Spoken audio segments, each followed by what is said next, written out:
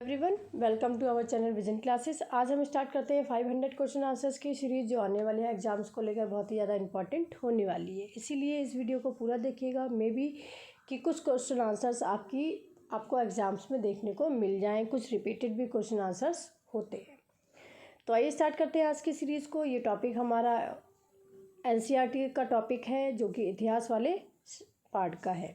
इतिहास वाले पार्ट का हमारा शुंग वंश है। शुंग वंश से रिलेटेड जो भी हमारे इंपॉर्टेंट टॉपिक हैं उससे रिलेटेड हम क्वेश्चन आंसर्स लेकर आए हैं।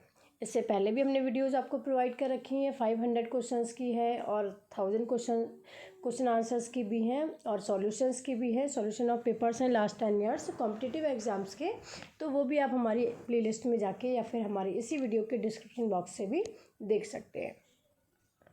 तो आइए स्टार्ट करते हैं आज की सीरीज़ को। पहला क्वेश्चन यहाँ पर दे रखा है कि 151 शुंग वंश की स्थापना 184 ईस्वी पूर्व पुष्यमित्र शुंग ने अंतिम मौर्य राजा बृहद्रथ की हत्या कर दी थी तथा वह मौर्य को क्या कहलाता था या क्या था? तो सेनापति था वह। यहाँ पर सेकंड हम क्वेश्चन देखेंगे। पुष्यमित्र शुंग ने उत्तर प्रदेश के किस शहर को अपनी राजधानी बनाया था? तो अयोध्या को अपनी राजधानी बनाया था। 153 है, पाणिनि के अष्टाध्यायी और पुराण में उल्लेख मिलता है कि शुंग भारद्वाज वंश के ब्राह्मण थे। किस तिब्बती लेखक ने शुंगों को ब्राह्मण माना है? तो तारानाथ ने इन शुंगों को ब्राह्मण माना है। शुंगों के पूर्वज मौर्यों की सेवा में थे। वे किस प्रदेश के रहने वाले थे? तो वे उज्जैन प्रदेश के रहने वाले थे। 155 है, 2 अश्वमेध का अनुष्ठान करने वाले पुष्यमित्र शुंग ने अशोक द्वारा निर्मित 84,000 स्तूपों को नष्ट कर दिया था। तो इतिहासकार उसे क्या मानते थे? तो इतिहासकार उसे कट्टरवादी ब्राह्मण मानते थे। नेक्स्ट है 156, पुष्यमित्र शुंग ने 184 ईस्वी पूर्व से 148 ईस्वी पूर्व तक 36 वर्षों तक राज किया। वह स्वयं को राजा के बदले क्या कहलाना पसंद करता था? तो वो स्वयं को राजा के बदले सेनापति कहलाना पसंद करता था। द नेक्स्ट है क्वेश्चन 157, पुष्यमित्र यूनानी आक्रमणकारियों से युद्ध लड़ा और उन पर विजय के उपलक्ष्य पर दूसरा अश्वमेध यज्ञ किया। इसमें पुरोहित का कार्य किसने किया था? तो इसमें पुरोहित का कार्य पतंजलि ने किया था। नेक्स्ट है 158, पुष्यमित्र की मृत्यु के पश्चात उसका पुत्र अग्निमित्र शुंग वंश का राजा हुआ तथा उसके पहले वह वहाँ कहाँ का उपराजा या राज्यपाल था? तो इससे पहले वह विदिशा का राज्यपाल या फिर उपराजा था। नेक्स्ट है क्वेश्चन नंबर 159, मालविका अग्निमित्रम 4वीं शताब्दी के उत्तरार्ध 5वीं शताब्दी के पूर्वार्ध में रचित एक संस्कृत ग्रंथ है जिसमें पुष्यमित्र शुंग एवं उसके पुत्र अग्निमित्र के समय के राजनीतिक घटनाचक्र तथा शुंग एवं यवन संघर्ष का उल्लेख मिलता है। इसकी रचना किसने की थी? तो इसकी रचना कालिदास ने की थी। 160 है, अग्निमित्र के किस पुत्र को शुंग वंश का चौथा राजा बनाया गया जिसके शासनकाल में शुंग सेना ने यवनों को पराजित किया था? तो वसुमित्र होगा। द नेक्स्ट है, वसुमित्र ने यूनानियों की चुनौती को स्वीकार करते हुए अपने 100 सामंतों को लेकर किस नदी के किनारे उनसे यूनानियों से युद्ध किया था? तो सिंधु नदी के किनारे उन्होंने यूनानियों से युद्ध किया था। नेक्स्ट है, यवनों ने पाटलिपुत्र या कुशुभध्वज पर विजय प्राप्त करने के उद्देश्य से कहाँ के लोगों को साथ लेकर मध्य प्रदेश पर आक्रमण किया था? तो कहाँ के लोग थे वो? साकेत, पांचाल और मथुरा के लोग थे वो। नेक्स्ट है, पांचाल और मथुरा के राजाओं का पता उनके सिक्कों से चलता है। हाल ही में एक मुद्रा संग्रह में पांचाल वंश के 21 मित्र राजाओं के सिक्के मिले हैं तथा इन सिक्कों को क्या कहा गया है? तो इन सिक्कों को मित्र मुद्राएं कहा गया है। नेक्स्ट है 164, किसके विवरण से यह ज्ञात होता है कि यवन गंगा और पाटलिपुत्र तक बढ़ आए थे? बाद में वह आक्रमणकारी मध्य प्रदेश से ही क्यों वापस चले गए? तो आपसी लड़ाई के कारण वह वहीं से वापस चले गए थे। 165 है, इस वंश का 9वां शासक भागवत तथा भागभद्र था। शुंग वंश का 10वां और अंतिम राजा कौन था? तो देवभूति जो था वो इस वंश का 10वां और अंतिम राजा था। देवहूति ने 10 वर्षों तक शासन किया। उसकी हत्या किस अमात्य ने की थी? तो वसुदेव ने उसकी हत्या की थी। नेक्स्ट वंश है कव्य वंश। इसका जो समय काल है वो 75 से लेकर 30 ईस्वी पूर्व तक का है। क्वेश्चन नंबर 167 है, शुंग वंश की समाप्ति के बाद जिस वंश की स्थापना हुई वह कव्य तथा अथवा काव्यन वंश के नाम से जाना जाता है। कव्य वंश की स्थापना किसने की थी? तो वसुदेव ने कव्य वंश की स्थापना की थी। नेक्स्ट है, वसुदेव ने कुल 9 वर्षों तक शासन किया। पुराणों में इस वंश के 4 राजाओं का उल्लेख मिलता है तथा इनका शासनकाल कितने वर्ष का था? तो इनका शासनकाल जो था वो 45 वर्ष का था।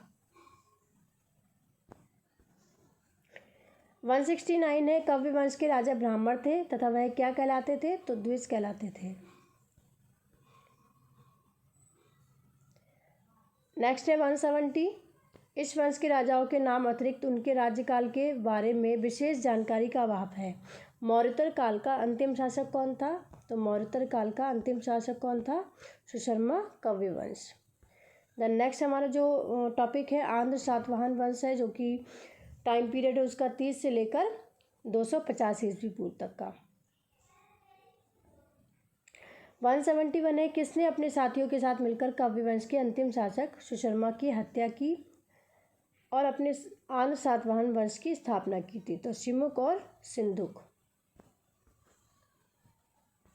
ऊपरी दक्कन अर्थात महाराष्ट्र, आंध्र प्रदेश और कर्नाटक में मौर्य के उत्तराधिकारी कौन हुए थे? तो सातवाहन उसके उत्तराधिकारी हुए थे। 173 प्राणों विशेषकर मत्स्य एवं वायु प्राण में इस वंश को आंध्र जातीय तथा आंध्र भृत्य कहा गया है। कहाँ पर उनके उल्लेख सातवाहन से मिलता है? तो अभिलेखों से उनका उल्लेख मिलता है। 174 है, आंध्र एक अति प्राचीन जाति थी जिसका उल्लेख वैदिक ग्रंथ ऐतरेय ब्राह्मण में मिलता है। इसमें उन्हें विंध्य के दक्षिण में रहने वाली अनार्य जातियों में गिना गया है। अशोक एक आदेश लेख में इन्हें क्या बताया गया है? तो इन्हें क्या बताया गया है? अर्ध स्वतंत्र जाति का बताया गया है। नेक्स्ट है 175, कुछ प्राणों के अनुसार आंध्रों ने कुछ मिलाकर कितने वर्षों तक शासन किया? यही समय सातवाहनों का शासनकाल माना जाता है। तो कितना है उनका समय? 300 वर्षों तक का। 176 है, सातवाहनों के सबसे पुराने अभिलेख ईसा पूर्वी पहली सदी के हैं। उसी समय उन्होंने किनको पराजित कर मध्य भारत के कुछ भागों में अपनी सत्ता स्थापित की थी? तो कव्यों को पराजित कर उन्होंने अपनी सत्ता स्थापित की थी। 177 है, आरंभिक सातवाहन राजा आंध्र में नहीं थे। उन्होंने अपनी सत्ता ऊपरी गोदावरी घाटी में स्थापित की तथा यह कौन सा क्षेत्र था जहां उन्होंने प्राचीनतम सिक्के और अधिकांश आरंभिक अभिलेख मिले हैं? तो उत्तरी महाराष्ट्र वह क्षेत्र है जहां पर उन्हें प्राचीनतम सिक्के और अधिकांश आरंभिक अभिलेख मिले हैं। 178 है, धीरे धीरे सातवाहनों ने अपने सत्ता का विस्तार कर्नाटक और आंध्र में किया। वहां उनके सबसे बड़े प्रतिद्वंदी कौन थे? तो शक उनके सबसे बड़े प्रतिद्वंदी थे। 179 है, वायु पुराण के अनुसार किस आंध्र शासक ने बौद्ध एवं जैन समुदाय का समर्थन प्राप्त करने के लिए उनसे कई जैन एवं बौद्ध मंदिरों का निर्माण करवाया था? तो शिमुक आंसर है। शिमुक का उत्तराधिकारी उसका भाई था जिसने राज्य का विस्तार पश्चिम में नासिक तक किया तथा उसका क्या नाम था? तो उसका नाम कान्हा या कृष्ण था। द नेक्स्ट है 181, कान्हा के शासनकाल में श्रमक नामक महामात्र ने किस नगर में एक गुहा निर्माण करवाया था? तो नासिक में उस निर्माण करवाया था। 182 है, कान्हा का उत्तराधिकारी और सातवाहन वंश का तीसरा शासक सतकर्णी प्रथम बना। सातवाहन वंश की सतकर्णी की उपाधि धारण करने वाला वह प्रथम शासक कौन था तथा वह किसका पुत्र था? तो शिमुक का वह पुत्र था। 183 है, सातकर्णी प्रथम की रानी नागनिका के किस अभिलेख से उनके शासनकाल का विवरण प्राप्त होता है? और साथ में यह भी ज्ञात होता है कि उसने दक्षिणापथपथी तथा अप्रतिहत चक्र जैसी उपाधियां ग्रहण की थी। तो नानाघाट अभिलेख से यह प्राप्त होता है। नेक्स्ट है, किसने आंध्र साम्राज्य का विस्तार पश्चिमी मालवा, नर्मदा घाटी, विदर्भ, उत्तरी कोंकण, कैप गुजरात तक करते हुए कलिंग राज खारवेल को युद्ध में परास्त करने के बाद उसका राज्य वापस लौटा दिया था। तो सतकर्णी प्रथम को उसका राज्य वापस लौटा दिया था। सतकर्णी प्रथम ने 2 अश्वमेध यज्ञ एवं एक राजसूत यज्ञ संपन्न कर सम्राट की उपाधि धारण की थी। उसने गोदावरी के तट पर किस नगर को अपनी राजधानी बनाया था? तो प्रतिष्ठान को। नेक्स्ट है 186 सतकर्णी प्रथम के बाद वेश्री, सतश्री जैसे कई निर्बल शासक हुए। किस काल में सर्वाधिक महत्वपूर्ण शासक सातवाहन शासक कौन था, जिसका वर्णन काव्य मीमांसा, लीलावती, अभिधम्य, चिंतामणि एवं गाथा सप्तशती में मिला है? तो वह कौन था? हाल 17वां राजा था। 184 है हाल ने स्वयं किस भाषा में गाथा सप्तशती की रचना की, जो 700 छंदों का श्रृंगार काव्य है? तो इसका आंसर क्या होगा? प्राकृत भाषा में। द नेक्स्ट है एक विदेशी जाति 6 राहतों के किस नेता ने लगभग 119 से 124 ईस्वी में आंध्र साम्राज्य की प्रगति को रोक दिया और दक्षिण में बेल्लारी जिले के सातवाहन विहार तक सीमित कर दिया था? तो वह कौन था? नहपान। किस सातवाहन शासक ने शक, यवन, पहलव और क्षयरात वंश का नाश कर आंध्रों की खोई हुई शक्ति और सत्ता प्राप्त की थी? तो कौन था? गोमतीपुत्र सतकर्णी। सातवाहन शासक का सबसे बड़ा शासक कौन था? तो गोमतीपुत्र सतकर्णी था। 191 है गोमतीपुत्र सतकर्णी 23वां सातवाहन राजा था। किस प्रशस्ति में उसे सातवाहन वंश का प्रतिष्ठा का पुनः संस्थापक कहा गया है? तो नासिक प्रशस्ति का उसे पुनः संस्थापक कहा गया है। 192 है कौन सा शासक वर्ण व्यवस्था का रक्षक कहा जाता है? तो गोमतीपुत्र सतकर्णी को व्यवस्था का रक्षक कहा जाता है, वर्ण व्यवस्था का रक्षक। नेक्स्ट है गोमतीपुत्र ने क्षयरात वंश का नाश किया और महाराष्ट्र में सातवाहनों की सत्ता को पुनर्स्थापित किया।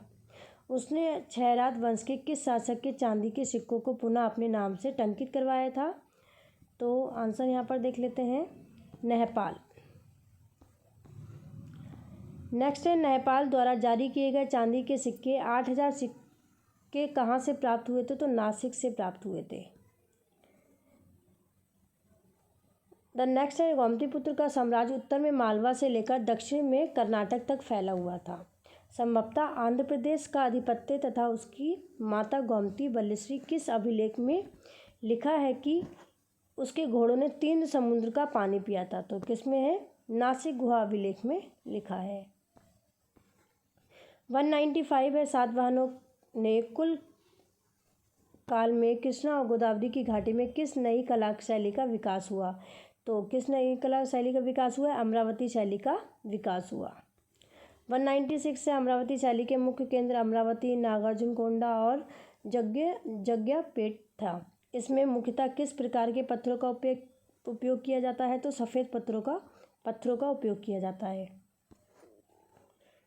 नेक्स्ट है अमरावती स्तूप सर्वाधिक प्रसिद्ध था, जिसकी वेदिका तथा गुंबद दोनों ही संगमरमर के बने हुए थे। इसके चारों ओर बौद्ध प्रतिमाएं बनाई गई थी। नागार्जुनकोंडा के प्राप्त स्तूप किस आकार के थे? तो गोलाकार थे वो। अमरावती के विशाल स्तूप में बौद्ध के जीवन की घटनाओं का चित्रण किससे किया गया है? तो चूना पत्थर से उनकी जीवन का घटनाओं का चित्रण किया गया है, जीवन की घटनाओं का। 199 किन शासकों ने सर्वप्रथम शीशे के सिक्के चलवाए थे? तो सातवाहनों ने शीशे के सिक्के चलवाए थे। नेक्स्ट है सातवाहन अपने सिक्के मुख्यतः किस धातु से बनाते थे? तो लेड से वो अपने सिक्के बनाते थे। तो इस तरह से यह सीरीज़ हमारी कंप्लीट होती है, और भी सीरीज़ हम लेकर आते रहेंगे। जुड़े रहिएगा चैनल के साथ में। Thank you.